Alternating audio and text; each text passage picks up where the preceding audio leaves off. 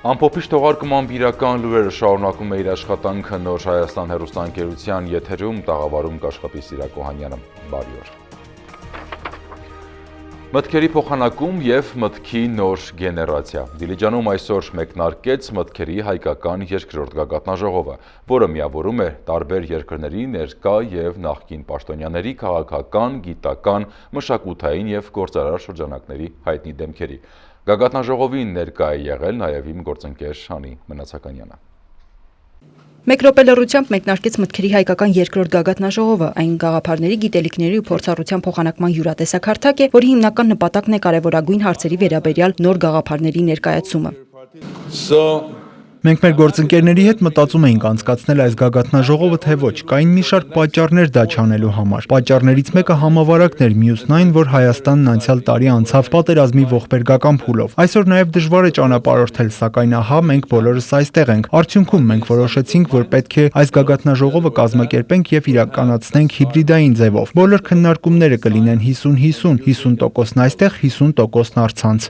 Գագաթնաժողովը ներառում է երկու թեմա։ Առաջինը նվիրված է աշխարհաքաղաքականությանը, որը փոփոխվում է ամեն օր, ընդգծում է նախագահն ու հավելում.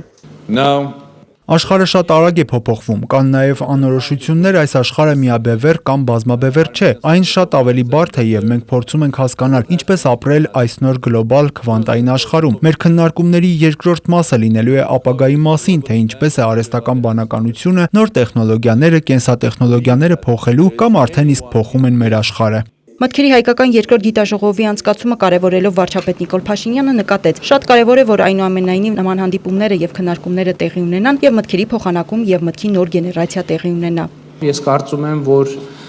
այսօր հենց ամենահրատապ հարցը թերևս, որ պիտի քննարկվի մտքերի գագաթնաժողովի ընթացքում, հենց աշխարհաքաղաքականության մոդելավորումն է, ինչպես եւ ինչու է տեղի ունենում, ինչպես եւ ինչու են գործընթացները տեղի ունենում եւ շատ կարեւոր է, որ միտքը այս ուղղությամբ գեներացվի, հարցեր ձևակերպի եւ պատասխաններ տա, որովհետեւ նաեւ հատկապես առաջիկա եւ ընթացիկ ժամանակաշրջանում կան հարցեր, որոնք առանցքային նշանակություն ունեն մեր երկրի անցյալի, ներկայի եւ ապագայի համար եւ որոնց պատասխանը շատ կարեւոր է հենց առանձնահատուկ ապագայի տեսանկյունից եւ այդ ապագան կառավարելի եւ կանխատեսելի կլինի այնքանով, որքանով մենք կկարողանանք մոդելավորել այն աշխարհքաղաքականությունը, որ տեղի է ունենում մեր տարածաշրջանում, ավելի նեղ, ավելի լայն եւ ընդհանրապես գլոբալ առումով։ Նիկոլ Փաշինյանը նաև հույս հայտնեց, որ հաջորդ տարի այս կարևոր իրադարձությունը կկարողանան կազմակերպել եւ մասնակցել առանց դիմակների եւ որ հանդիպումը մեզ համար կդառնա նաև տնտեսական, քաղաքականության, աշխարհաքաղաքականության մոդելավորման որոշակի հարթակ։ Կենտրոնական բանկի նախագահ Մարտին Գալստյանը կարևորելով հանդիպումը նկատեց. մտքերի գագաթնաժողովում նոր արժեքավոր մտքերի պակաս չկա։ Ամեն տարի մեծ ողջավորությամբ սպասում ենք այս իրադարձությունը։ Ես առաջին հերթին շնորհակալություն եմ հայտնում բոլորին, ովքեր քրտնաջան աշխատել են այս ամենը իրականություն դարձնելու համար։ Ինչպես նաև բոլոր մասնակիցներին ոչ այնքան հեշտ ժամանակներում Դիլիջանում միջոցառմանը մասնակցելու համար։ Արդեն հաջորդ տարի 4-րդ գագաթնաժողովը միավորվելու է մյուս տարի սպասվող Ստարմուս 6-րդ փառատոնի հետ։ Դրա հիմնական նպատակը հասարակությանը, գիտությանը միացնելն է, որտեղ շատ մեծ անջրպետ կա, ու այդ անջրպետը գնալով մեծանում է, քանի գիտությունը շատ է զարգանում, շատ բարդանում, շատ ճյուղավորվում, եւ այդ անջրպետը հասարակության հետ գնալով մեծանում է, ցավոք սրտի, որպեսզի մենք կարողանանք կապ ստեղծենք հասարակության գիտության տեխնոլոգիաների մեջ, ստեղ մտածում ենք շատ բարդ բանաձևեր, որոնցից մեկը Ստարմուսն է,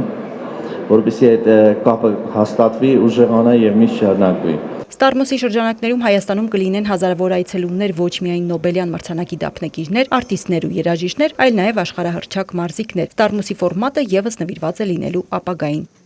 Անի Մնացականյան, Ժոր Հովսեփյան, Իրական լուրեր։ Արտաքին գործերի նախարարության մամուլի քարտուղար Վահան Հունանյանը հանդես է եկել մեկնաբանությամբ կապված Փաշինյան-Պուտին-Ալիև հանդիպման մասին լրատվամիջոցների հարցերի հետ։ Մեկնաբանության մեջ մասնավորապես ասվում է, մեջբերում է. Այս պահի դրությամբ Հայաստանի վարչապետի եւ Ադրբեջանի նախագահի միջև որևէ հանդիպում նախատեսված չէ։ Կան տարբեր ֆորմատներով տարբեր հանդիպումների առաջարկներ, որոնք քննարկման փուլում են։ Ուզում եմ նաեւ ընդգծել, որ այս թեմայի շուրջ որոշ շրջանակների տարածած լուրերը ակնհայտ սադրիչ բնույթ ունեն եւ իրականությանը չեն համապատասխանում։ Մեջբերման ավարտ։ Ազգային հերոսը զոհվելու տարելիցի կապակցությամբ Եռաբլուրում հարգանքի տուրք է մատուցվել գնդապետ Վահագն Ասատրյանի հիշատակին։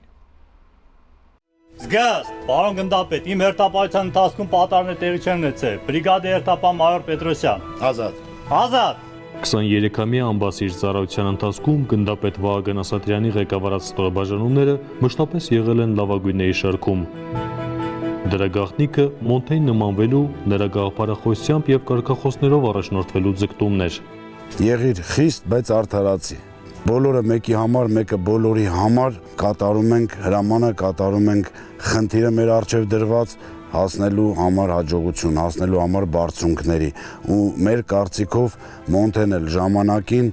ինչի հասելա իր քրտնաջանության, իր արդար մտածելակերպի, հայրենասիրության, հայեցի մտածելակերպի շնորհիվ։ 5 բարձրագույն ռազմական ուսումնական հաստատություններում ուսանած հրամանատարը համոզված էր, փոփոխվող մարտահրավերներին դիմագրավելու միակ միջոցը շարունակական կրթությունն է։ Եթե ուզում ենք զինվորը ենթարկվի, եթե ուզում ենք զինվորը հարգի հրամանատարին, պետքա հրամանատարը լինի գրագետ, պետքա սպան լինի կարդացած։ Դու դրանով դառնալու ես առաջնորդ, դու դրանով ստեղծելու ես հարգանքը, շրջապատը, թիմդ, ինչով էլ վաղը մյուս օրը կարողանալու ես հաղթել հակառակորդին։ Հաջողության եւ առաջընթացի գրավականը միակուր կոլեկտիվն է, շեշտում էր գնդապետը եւ հավելում, որ հրամանատարը պետք է լինի սրտացավ ու ազնիվ, իր վարքով, կարգապահությամբ ու գիտելիքներ կուտակելու ձգտմամբ օրինակ ծառայի ենթականների համար։ Եվ իհարկե այդ ամեն ինչը առողջ մտածելակերպով ճշմարիտ, ինչպես կար Մոնթեն։ Պետքա սկսել քեզանից ցույց տալ, որ մենք այդպիսին ենք ու պետքա դառնալ այդպիսին, որպեսզի ունենալ նման հաջողություններ։ Գնդապետ Ասատրյանը առիթ է բաց չէր թողնում նաև անմիջական, պարզ ու շիտակ զրույցների միջոցով զինվորին պատրաստելու պատերազմի դաշտում սպասվող հնարավոր փորձություններին։ Ոչ մի բան ընդհանրապես բանակում ձևական չի, դա մտածված է։ Եթե դու հասկանալով ես անում, ավելի շուտ ես ընկալում։ Եթե դու անում ես ուղղակի տենց ասել են, չես դառնալու, չի ստացվելու։ Դրա համար անպայման առանց ամաչելու հարցը, անտար, ես որ ասում եք զեկուցի, ինչի եմ էդի զեկուցում։ Չի լինի չզեկուցեմ, ես եկես կբացատրեմ, այդ սրա համարը դու կհասկանաս ու արդեն այդ ցուցիչներին առավել ուշադիր կլինես։ Ցավոք, պատերազմի օրերին եղավ այն, ինչը թերևս անխուսափելի էր, հաշվի առնելով միշտ ենթականների կողքին, միշտ առաջնագծում գտնվելու հրամանատարի մղումը։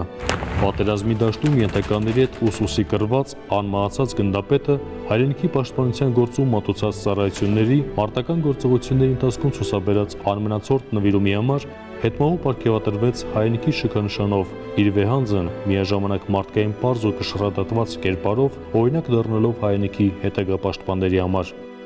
Իր համար տարբերություն չկար։ Պետ, ենթակա, վերադաս, բոլորին նայում էր հավասար։ Բնականաբար ընկերություն, առաջադրանք, հրաման, բոլորի հետ, զինվորների հետ կնստեր, ես հիշում եմ միշտ շաբաթը մեկ անգամ բոլորիս հրավիրում էր ճաշարան, որպեսզի անձամբ զինվորների հետ համտեսենք ճաշը։ Յուրաքանչյուր միջոցառում սպորտային կլիներ, մարզամշակութային կլիներ, ուսումնական պարապմունք կլիներ, մարտական խնդիր կլիներ, ինքը պիտի մասնակցեր, ինքը պիտի տեսներ, ինքը պիտի ուղղորդեր, ինքը պիտի խորհուրդներ տար եւ հպարտանում էր։ Գնդապետ Ասատրյանի ծառայեկիցները վերհիշում են, փոքր ժամանակ հորը կորցրած հրամանատարի համար ընտանիքն ու դրա հարկի ներքո ստացած ջերմությունը բացարձակ արժեքներ էին։ Նույն ներնահորդորում եւ ակնկալում նաեւ իր ենթականերից։ Ինքը բոլորիս դաժե ստիպում էր, էլի, այդպես կարելի ասել ստիպում էր, որ ամեն ինչ հասցնենք, գնանք մեր ընտանիքներով զբաղվենք, ընտանիքներով հավաքվենք։ Արտաժամյա ծառայությունից հետո հենց մի սպա էր տենում, ջղայնանում էր, ասում էր դու հիմա գործդ պետքա վերջացրած լինեիր, որ գնայր քո ընտանիքի հետ անցկացնեիր առավոտ շուտ նորից վերադառնայիր, քո նորից լծվեր քո ծառայությանը։ Եղել են դեպքեր 2-3 անգամ, երբ որ այդպես խոսքը վերածվել է, խոսքից ժայթքել է պարը եւ մենք եւ մշուխր ենք պարել եւ հատկապես Յարխուշտա Վահագն Ասատրյանի հետ ազգային եւ մշակութային արժեքների մասին տարբեր զրույցներ ունեցած Գագիկ Կինոսյանն ասում է. «Զուսպ, միաժամանակ անվախ ու սկզբունքային գնդապետը օրինակ է հանդիսանալու գալիք սերունդների համար»։ Ինքը դասագրքային կերպար է, որովհետև այդ տեսակն է, որ պիտի դառնա հիմնասյուն նոր սպայական սերունդը ռազմական համալսարաններում դաստիարակելու, թե ինչպիսին պիտի լինի հայ սպան։ Այս շաբաթ լրացավ Վահագն Ասատրյանի մահվան 1 տարին։ Այդ կապակցությամբ Եռաբլուր զինվորական Պանթեոնում անցկացվեց հիշատակի միջոցառում, որին ներկա էին զինված ուժերի գլխավոր շտաբի պետ գեներալ լեյտենանտ Արտակ Դավթյանը, բարձրաստիճան սպաներ, մարտական ընկերներն ու հարազատները։ Արարողության մասնակիցները ծաղիկներ խոնարհեցին ազգային հերոսի շիրիմին, երդվեցին հավատարիմ մնալ այն սկզբունքներին եւ գաղափարներին, որոնց համար մարտնչեց ու անմահացավ գնդապետ Վահագն Ասատրյանը։ Դաստիարակության առումով պիտի օրինակ վերցնեն։ Մարդ, որ չի ընկերկել ոչնչի առաջ, ոչ ոքի առաջ եւ պատերազմի առաջին իսկ օրվանից գտնվել է ամենաթեժ կետերում։ Իր ստորաբաժանման հետ իր մարտական ընկերների հետ մարտնչել է մեր ամեն մի թիզ հողի համար։ Պիտի ասեմ, որ մահը շատ ուշացավ, որպեսզի կարողանար խլել նրանից անմահությունը։ Նա անմահացել է եւ իր վահագնացի տեսակով պիտի դաստիարակվի այսօրվա սպայակազմը։ Ներսես Իվանյան, Ֆելիքս Շախտոյան, Զինուշ։ Ոստիկանության բաժիններում մի խումբ անձինք Կալաշնիկովի ինքնաձիգներ ու զինամթերք են կամավոր հանձնել։ Ոստիկանությունը կրկին հիշեցնում է, որ քրեական պատասխանատվությունից խուսափելու համար Հայաստանի քաղաքացիները պետք է ապօրինի զենք զինամթերքը կամավոր հանձնեն ոստիկանությանը։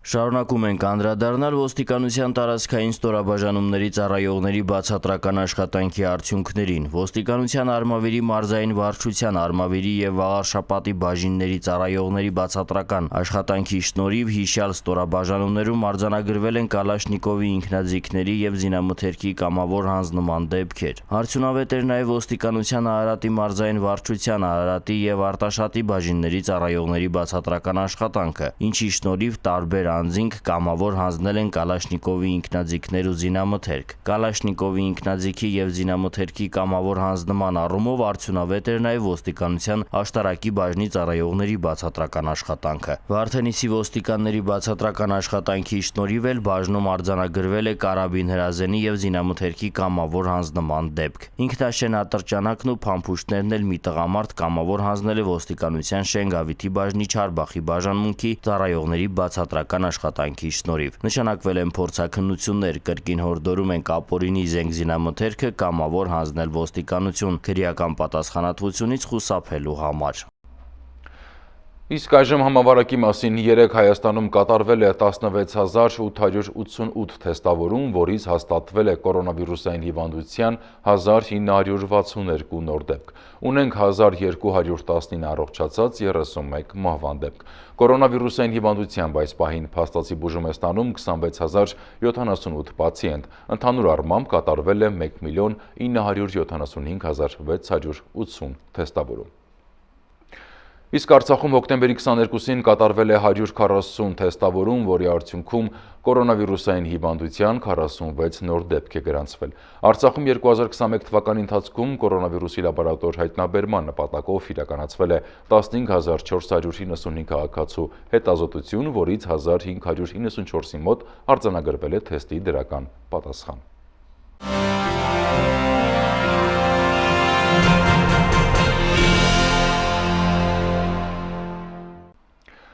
Մենք վերադարձանք եւ շարունակում ենք թողարկումը, իսկ այժմ միջազգային անցուդարձից Վրաստանի նախկին նախագահ Միխայել Սաակաշվիլուն արյան փոխներարկում են արել հացադուլի պայմաններում վատ ինքնազգացողության պատճառով։ Այս մասին հայտնել է նրա անձնական բժիշկ Նիկոլոս Կապշիձեն։ Նրա խոսքով բանտի բժշկական սենյակը նախատեսված չէ նման բժշկական միջոցառումների համար։ Փոխներարկումը փաստորեն իրականացվել է դաշտային պայմաններում։ Կիպշիձեի կարծիքով Սաակաշվիլուն պետք է բուժել բանտից դուրս հիվանդանոցում։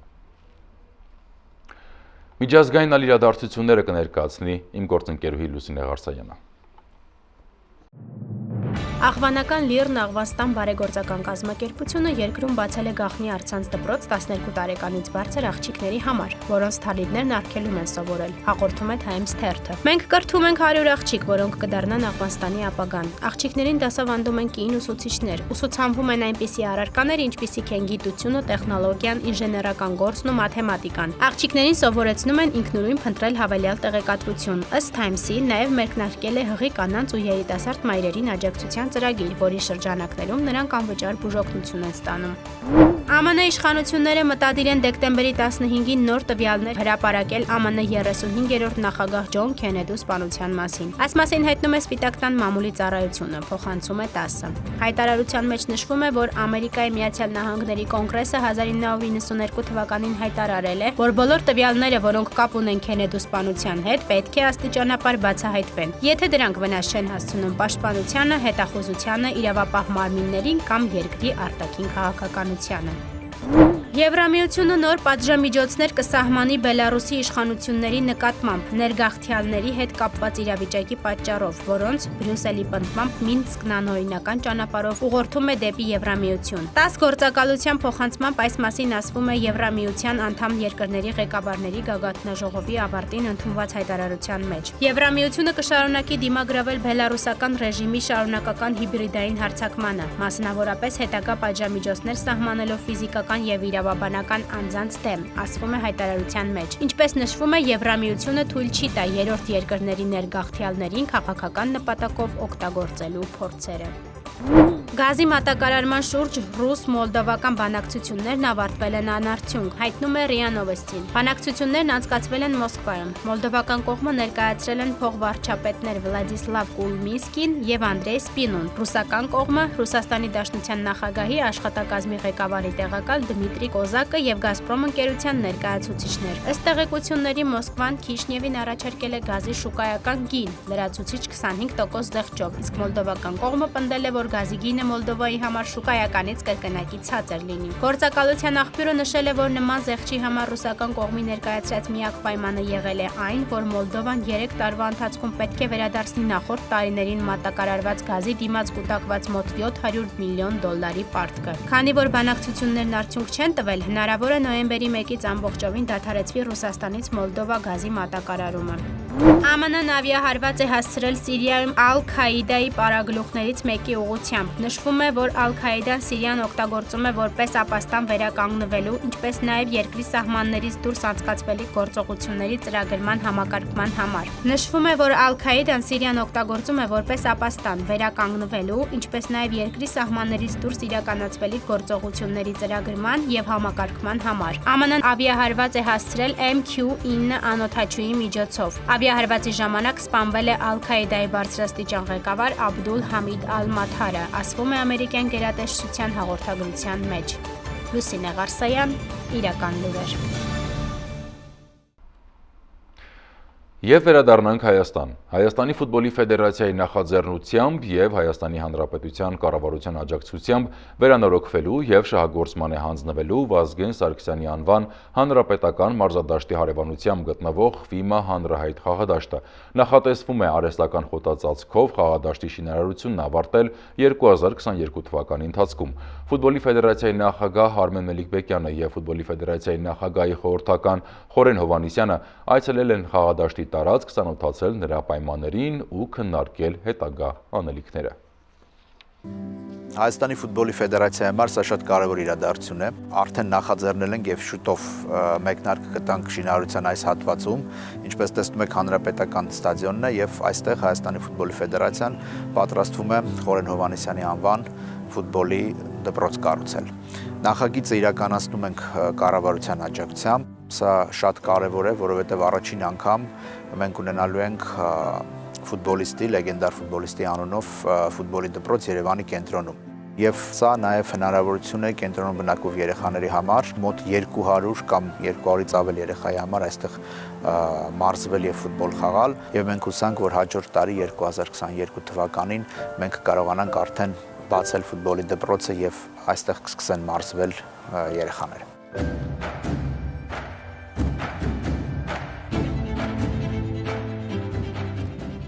Առաջերտին Ես շնորհակալություն եմ հայտնում ֆուտբոլի ֆեդերացիային այս նախաձեռնության համար, որովհետև սա եղել էր մի ֆուտբոլի դաշտ, որը 60-ական թվականներին ստեղծվել էր Երևան քաղաքում։ Երկրորդը շնորհակալություն եմ ուզում հայտնել մեր կառավարությանը, որը հնարավորություն տվեց մի մասը նորից վերադարձնել ֆուտբոլի դաշտին, որը կոչվելու է իմ անունով։ Իսկ ամենակարևորը նա էր, որ ես առաջի քայլերը սկսել եմ հենց այս մարզադաշտից 63-65 թվականներից։ Այստեղ լինելու է եվրոպական ստանդարտների դաշտ եւ նույնն էլ դպրոցը։ 2022 թվականին մենք մարտին նախատեսել ենք այս մարզադաշտի բացումը, ես ցանկանամ բոլոր իմ մտերիմներին երկրպագուներին հրավիրել բացմանը։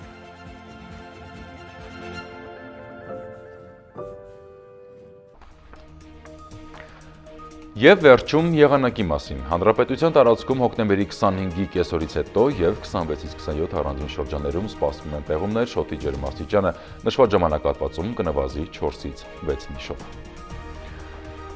Ամփոփիչ թողարկման համար նախատեսել ենք այսքանը, իսկ ես հեռաժեշտ եմ տալիս եւ մաղթում հաճելի հանգստյան օրեր։